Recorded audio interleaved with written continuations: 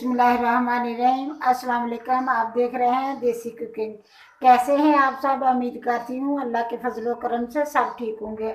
ਅੱਜ मैं स्ट्रॉबेरी ਦੀ ਬਣਾਉਂਗੀ। स्ट्रॉबेरी ਨੂੰ ਧੋ ਕੇ ਸੇਫ ਕਰਨ ਦਾ ਤਰੀਕਾ ਦੱਸੂਗੀ ਤੁਹਾਨੂੰ ਕਿ ਕਿੱਦਾਂ स्ट्रॉबेरी ਧੋਈ ਦੀ ਹੈ ਤੇ ਕਿੱਦਾਂ ਇਹਨੂੰ ਸੇਫ ਕਰੀਦਾ ਵਾ।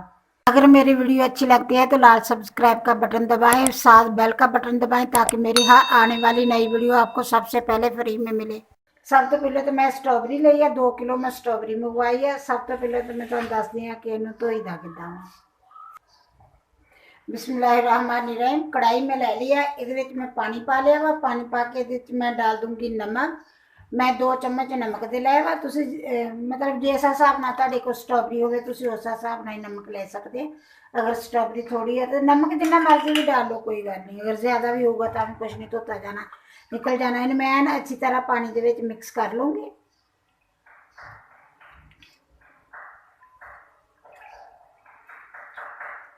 पानी च मैं मिक्स कर लिया। हुण मैं इहदे विच डाल देनी है स्ट्रॉबेरी। तुहानूं पता कि पाकिस्तान दे विच अपने स्ट्रॉबेरी इत्थे जदों आउंदी है ना, वो बहुत गंदी हुंदी है। इस तरह करके उहनूं सारी इकट्ठी करदे करके ते बन दिंदे, विचे खराब भी हुंदी है, विचे सही भी हुंदी है। इस तरह करके उन्होंने धागे लपेटे हुंदे। मैं हुणे धागे खोल के सारे हटी हाँ। तो ये बहुत सारी खराब होंगी है, बहुत सारी पता नहीं किवें किवें दी हुंदी है, बिल्कुल साफ नहीं होंगी। दूसरे मुल्कों का तो मैनूं नहीं पता, लेकिन साडे मुल्क च तो एवें ही आउंदी है स्ट्रॉबेरी। इन्हें मैं सारी ये डाल के स्ट्रॉबेरी नूं तकरीबन मैं इनू घंटे 1.5 घंटे वास्ते एवें ही छड्ड दूँगी। इन्हूं बहुत प्यार नाल इत्थों भी चकूँगी तो बहुत प्यार नाल अगे भी इन्हां नूं रखूँगी।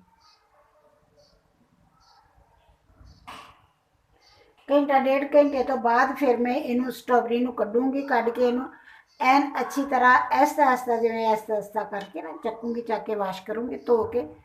फिर तुहानूं मैं अगे जो इन मैं स्ट्रॉबेरी नूं करूँगी ना अगे फिर तुहानूं दिखाऊँगी। अच्छा, अजे फिलहाल मैं इनू स्ट्रॉबेरी नूं डाल के रख देनी है।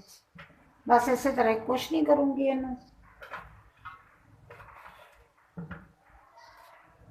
इस तरह एक तो एन अच्छी तरह साफ हो जाती है। दूसरी गल है कि ये अगर कोई जरासीम या कोई चीज़ होवे तो वो नमक डालिया होंदा, नमक वाले पानी नाल हर मतलब जरासीम जिहड़े वो खत्म हो जाते अगर कोई होवे विच। अक्सर कदे हुंदे भी आ, कदे नहीं भी हुंदे। बहुत साफ सुथरी आउंदी आ, कदे कदे विच कुछ ना कुछ जरूर हुंदा उहदे जदों तुसीं साफ करदे आ।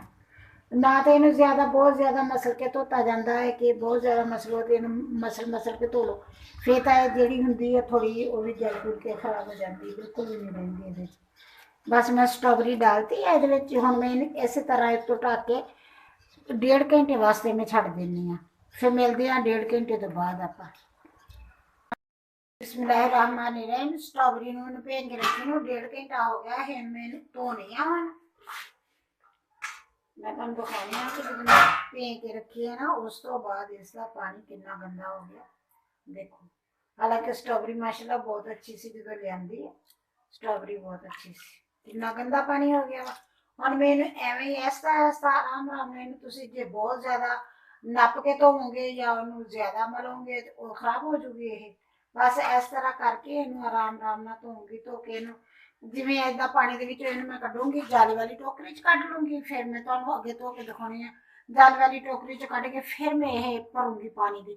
फिर ये मैं पाऊँगी। जिन्नी दफ़ा ये एन अच्छी तरह साफ नहीं होगी ना उन्नी देर मैं धोऊँगी। मैं तुहानूं धो के दिखानी है लिया के। बिस्मिल्लाहिर्रहमानिर्रहीम। मैं स्ट्रॉबेरी धो के लै आई हाँ। मैं उस कढ़ाई दे विच 3-4 दफ़ा पानी डालिया। पानी डाल के उहदे च ऐसा ऐसा धोती, टोकरी च डाली।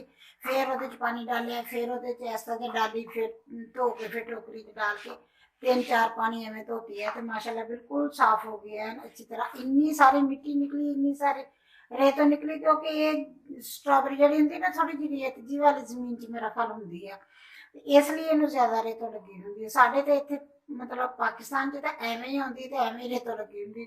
दूसरे मुल्कां दा मैनूं नहीं पता कि किद्दां हुंदी है। हुण इहदा पानी नुचड़ गया वा। जिवें जिवें नाल नाल नुचड़दा जाऊगा पानी नाल नाल मैं तुहानूं इहनूं कट के दिखाउणी है भी इहनूं किवें कट के रखूँगी ते फिर सेव करूँगी इन्हां नूं। बस इस तरह कटूँगी इहनूं। अगर तुहानूं लगे कि कितों थोड़ी जी मतलब नहीं सही हैगी, खराब आ थोड़ी जी, क्योंकि नरम बहुत जल्दी हुंदी है ना, इसलिए जिवें हुण आ वा इत्थों नरम आ थोड़ी जी, मैं इत्थों निकाल दूँगी थोड़ी जी इस तरह। ये खराब नहीं हुंदी, सिर्फ ये नरम होई हुंदी है ज़्यादा इत्थों। कि स्ट्रॉबेरी इन्नी होंदी है कि बहुत जल्दी गल जाती, बहुत जल्दी नरम हो जाती है। ताज़ा ताज़ा जी होंगी ना बस उदों ही ये सूत आती है। बस इस तरह मैनू कट लूँगी सारी, मैं इस तरह कट के तुहानू फिर दिखानी है। बिस्मिल्लाहिर्रहमानिर्रहीम। स्ट्रॉबेरी मैं बिल्कुल साफ कर ली, कट ली, बिल्कुल साफ करके इस तरह उपरों सारी कट ली है।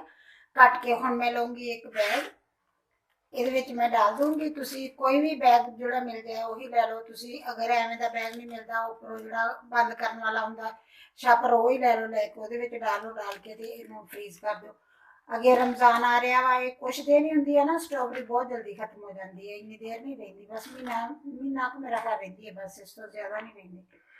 तो तुसी इनू पहले जो तुसी इनू अच्छी तरह धो लोगे ना, फिर इनू फ्रीज करोगे, जो मर्जी जी किता कड्डो, जूस बनाओ, जो भी करना है करो। थोड़ी देर बाहर रखो इनू, रख के अगर तुसी कट के खाना चाहते हैं तो थोड़ी देर बाहर रख के इनू कट के खा भी सकते हैं इनू। अगर तुसी जूस बनाना है, मिल्क शेक बनाना है, जो भी बनाना हो वो बना सकते हैं। इन्हें इस तरह करके बैग च डालूंगी, डाल के इन्हें एक बैग में इहदा फुल कर लूँगी। तुसी जिन्नी स्ट्रॉबेरी लवोगे लैके अच्छी तरह धो लूँगे, धो के उन्होंने बैग में डाल के छापरां च डाल के, छापर भी होन तो वो डाल के को ऐसा जे गंढ दे लो, दे के ते फ्रीज कर लो। अगो रमजान आ रहा है, रमजान के आराम नाल कड्डो, अफतारी के टाइम कट के जूस बनाओ, जूस बना के ते बस पियो।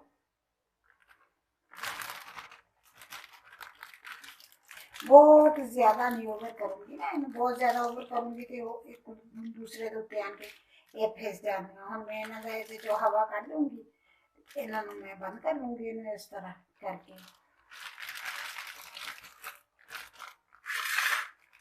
बस इस तरह करके इन्होंने मैं फ्रीज कर दूँगी। बस हम इनमें चुके फ्रीजर च रख दूँगी, कुछ नहीं करूँगी।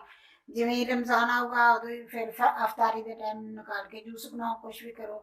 अगे मैं तुहानू वीडियो जूस की भी दूँगी कि किस तरह बनाईदा, मिल्क शेक किस तरह बनाईदा। तुसी जूस निकाल के उन्होंने किस तरह मतलब करके रख सकते हैं फ्रीजर दे विच, या फिर उन्होंने फ्रीज करके रख सकते हैं, या उदा ही जूस नू सेफ करके किस तरह रख सकते हैं, वो मैं तुहानू अगे वीडियो दिखाऊँगी। बस हम मैं इनू रख दूँगी फ्रीजर च। अगर मेरी वीडियो पसंद आए लाइक करना, शेयर करना, सबसक्राइब करना। अल्लाह हाफिज़।